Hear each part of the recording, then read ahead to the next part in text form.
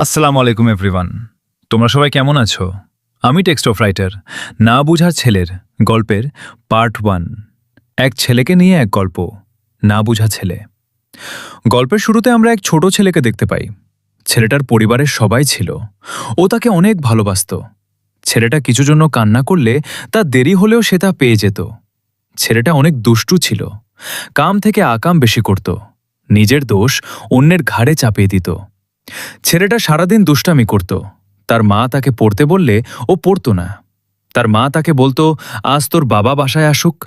ছেলেটা ভাবত তার বাবার কাছে বিচার দিলে তার বাবা তো তাকে মারবে। সে মার না খাওয়ার জন্য তার দাদা দাদির কাছে লুকিয়ে থাকত।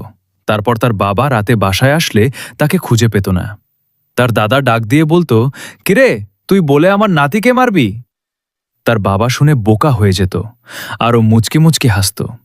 এখন তোমরা বলো, কে কে ছোটবেলায় এরকম কাজ করেছ মায়ের থেকে বাঁচার জন্য?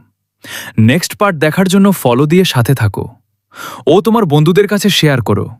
ভালো থাকো। আল্লাহ হাফিজ।